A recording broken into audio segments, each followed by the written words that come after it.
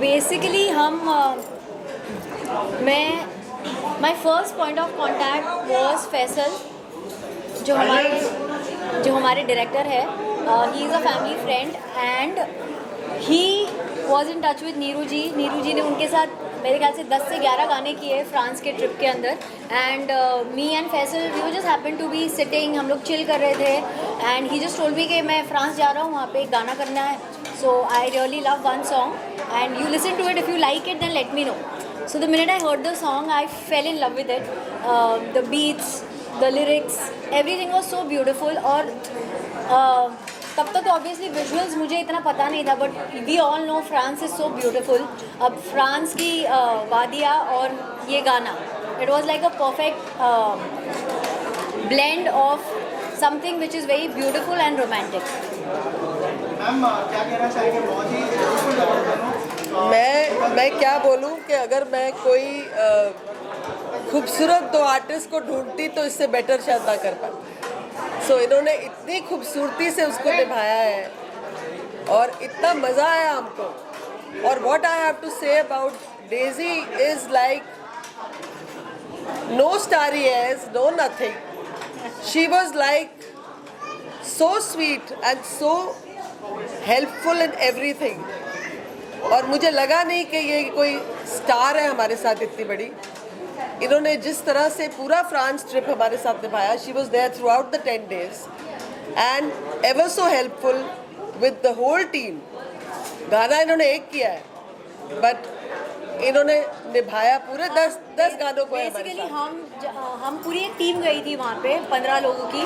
And एक दिन मैं एक्टर थी, दूसरे दिन में शायद वहाँ पे I was like a man Friday to another actor.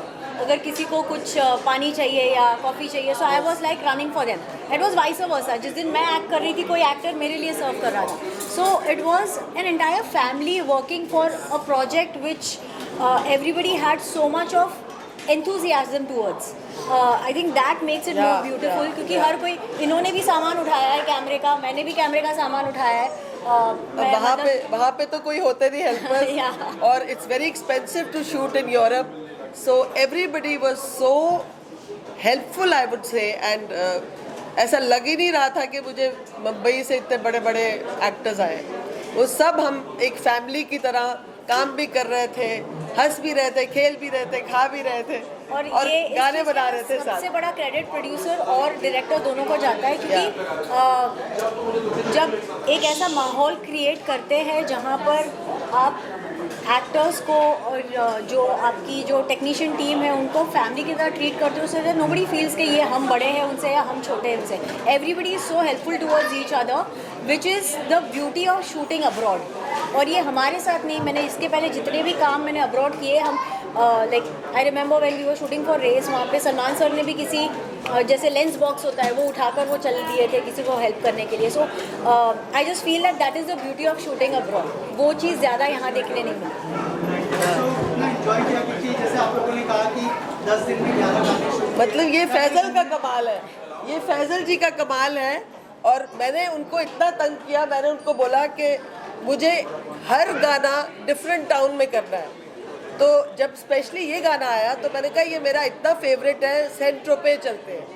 तो उन्होंने बोला बहुत दूर है, 2.5 घंटे लगेंगे. मैंने कहा कोई बात नहीं. हम 4 घंटे में वहाँ पहुँचे, पर हमने वो गाना वहीं शूट किया. 4 घंटे में वहाँ पहुँचे हैं, 3 घंटे बारिश आ गई, गाड़ी में बैठे क्योंकि बारिश हो रही है.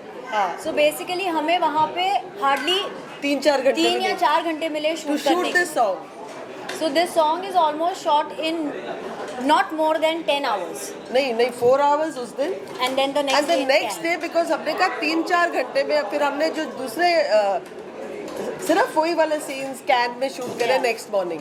Otherwise 3/4 of the video was shot in literally 3 to 4 hours.